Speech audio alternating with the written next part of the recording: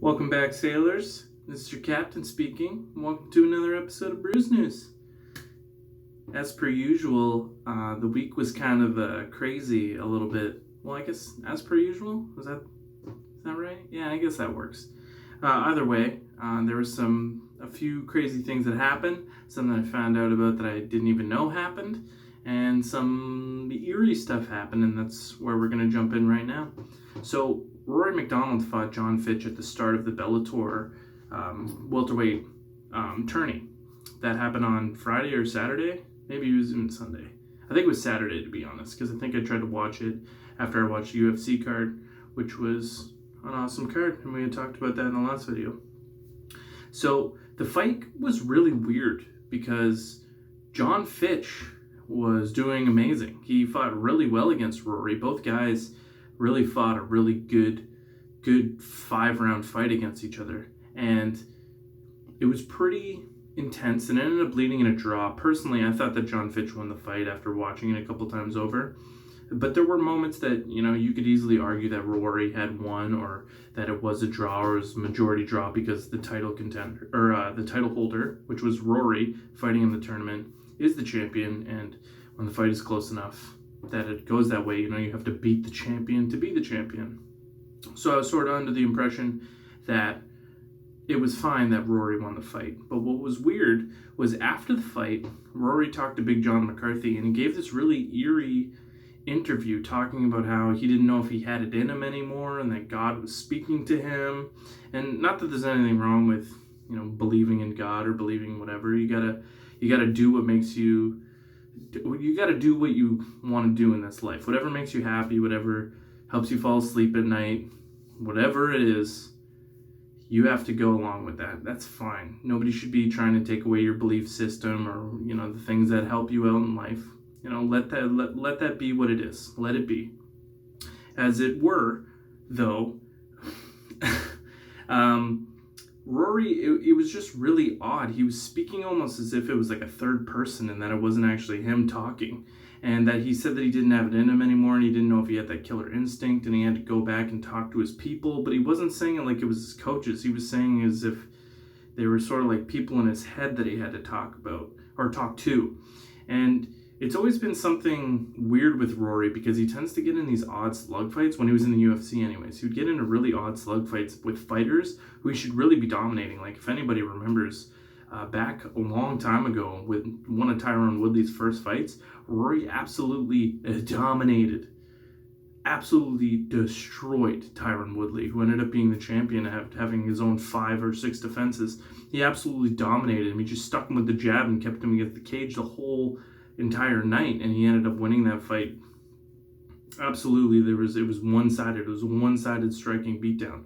So Rory's absolutely fantastic, and GSP for a long time had said that Rory was the future of the UFC, and he was the future of the welterweight division.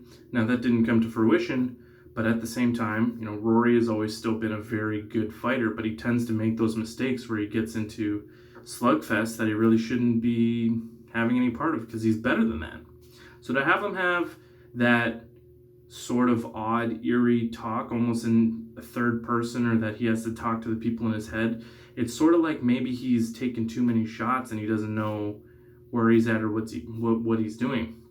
John Fitch, on the other hand, what a guy. He's still undefeated technically, because that was a majority draw, so it's technically not a loss on his record, it's a draw. But since the champion retains, he moves forward, and John Fitch does not. John Fitch is now on 6 fights undefeated at 40 years old. He's come a long way, and he beat some pretty good names up until this point. So to see him still doing well is pretty impressive. He still kind of suffers from the same problem he had before, where he can't really finish fights, and he tends to take them to decision. We used to make jokes about GSP on how GSP couldn't finish a sandwich. Well, John Fitch and a lot of those big wrestlers back in the early days of the UFC, if you're a modern MMA watcher, then the early days for you would be when GSP had just attained the welterweight title from Matt Hughes. Moving forward, there was some drama with Brock Lesnar, obviously. So it was officially announced today. Okay, so beforehand, there was speculations of different things going on, but officially today, Dana White had said that Brock is officially retired and he's not fighting.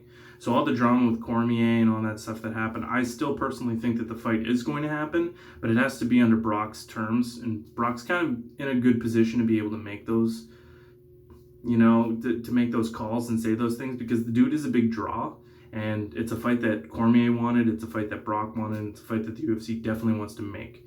So going on with that, I definitely think that the bigger problem behind it is probably a contract dispute, maybe something along the lines of what Conor had a problem with, where maybe Brock wants a piece of the company instead of just, a big payday.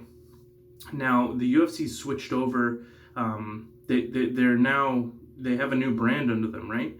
And now they're selling everything as if every pay-per-view sells 500K buys. So they're not paying the fighters the same that they used to before, where Conor could make $1 million in a fight. So that might also be the problem, where Brock still thinks that he deserves that high-end paycheck.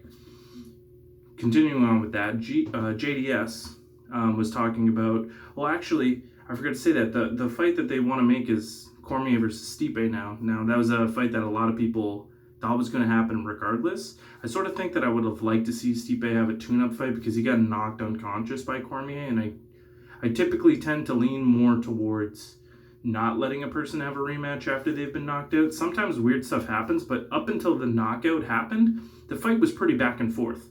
So I can understand, Cormier is the longest reigning UFC heavyweight champion that there's ever been at this point. So I think he had 3 defenses or 2 defenses or whatever. So I think that means something. Stipe is a very good fighter, so regardless of all that. Continuing on with the heavyweights, JDS was talking about how Ngannou, because their fight's going on, that is going to be crazy. I hope it's not like Derek Lewis versus Ngannou, where everybody thought there was going to be a knockout and they stood in front of each other. I don't see JDS doing that at all. JDS, he is a killer. Not a lot of people like to get behind that, but JDS is a guy who isn't afraid to get, in the pocket and throw gloves and bite down on that mouthpiece. So I don't think that it's going to be a problem on his half, but Ngannou might get scared of how JDS is, because JDS is a guy who will come knocking on the door if he wants to fight you. I'm sort of thinking that JDS doesn't have the same chin that he used to, and that could spell disaster, but JDS is pretty confident that he's going to destroy Ngannou, which I think there is a method to that madness. I think that Ngannou does only have power, which is something that JDS had actually said, is that he's going to make Ngannou look like a fragile little girl, and that Ngannou doesn't have striking technique at all. He only has power. And that's exactly what we've actually seen with Ngannou a lot, is that Ngannou really doesn't have, the combos and the pieces to be throwing that stuff around. He really only throws haymakers, big haymakers, and he knocks people out with them. He knocks them out cold. But what can you say? We'll have to see what it happens. You never know. People can surprise you sometimes. Maybe Ngannou's been hitting the pads and hitting the gloves and hitting the gym lots and lots, and he's getting better at it, and we'll see Ngannou knock out JDS. But I would lean more towards, in terms of a striking battle, if you look at technique, there's almost no way that you could compare the two. It's not apples and oranges, but it's, there's levels to this shit, and JDS is definitely on a different level than Ngannou is in terms of striking ability. I was thinking about doing my predictions for the fights coming up this week, which is Iaquinta versus Cerrone, but I decided that I'm going to do it next video, which is going to be Thursday night, and then Saturday night I'm supposed to release another video, and I'll probably post the results right after they happen. That'll probably be something that I go on about. I'll just talk the whole video about the fights and how they went down and all that stuff. I am rooting for Iaquinta. If anybody knows me, they know that I like Iaquinta a lot. I love Raging Al. He's a character, and he's a good fighter.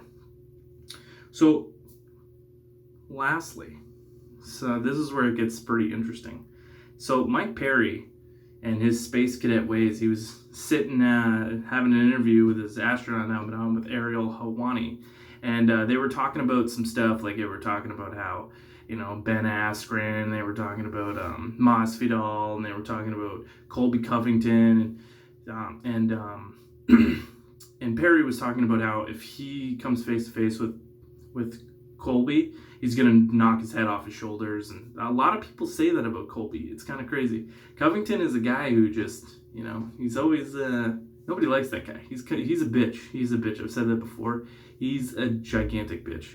And I'm not really supposed to be swearing, but, you know, what can you do? Anyways, Perry had said that he wants to destroy Covington, and if they ever end up getting in the ring, you know, which way I like to see Covington fight sometime soon, because he hasn't fought since he won the interim title like a year and a half ago, and he's been bitching ever since. Like, the dude just complains and bitches and bitches and complains, so it's getting a little crazy. And then Perry, in passing, sort of mentioned about how Till was arrested, and I was like, wait a second.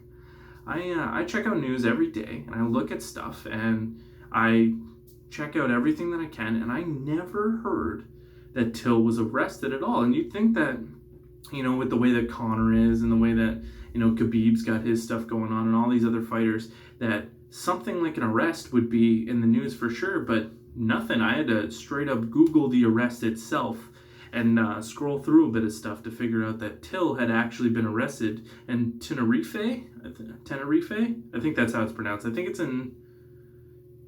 the Canary Islands or something like that. I don't know off the top of my head. I just know that's Tenerife where he was arrested. He was arrested with 5 other British men, as they had called it, and they were arrested for trashing and setting a hotel room on fire. Yep, and guess what? It didn't end there. They had quite the night. It was quite a party. After that, they stole a cab and they crashed it. Sort of sounds like somebody else I know pretty well, huh? If anybody knows me, I have an interesting story that I'm not going to get into. Maybe if we get more people into the videos and liking the videos and sharing the videos and subscribing to these videos and my channel, maybe I will get into that story and everybody can laugh at my shame, which would be pretty interesting. Everybody who's close to me knows the story pretty well, but we all have those. I tend to have some pretty interesting stories myself, and I'm sure that everybody would love to hear it. So maybe that's something I will just do out of the kindness of my heart. You know, maybe I'll wait and see what happens, but regardless of that, Darren Till can't be doing that stuff, bro.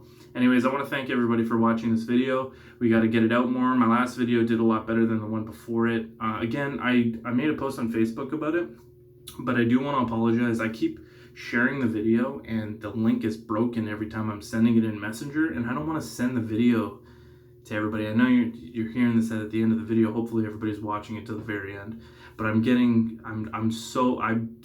apologize for sending it to everybody, because it's got to be annoying getting that video in your inbox all the time. For me, you know, we don't really talk, and I'm just sending it to everybody that I know. But it's just, you know, I just wanted to get out there, and everyone who's on my Facebook is closer to me than the people I haven't spoken to yet. So if we can share it, and we can get more subscribers, we can get this moving, and I can stop sending these videos to you, and you can just watch them as you go on YouTube and get your notification, the little bell at the top that tells you, hey, the captain just posted a new video. Anyways, I love everyone, and let's do that. Thank you. Have a good one.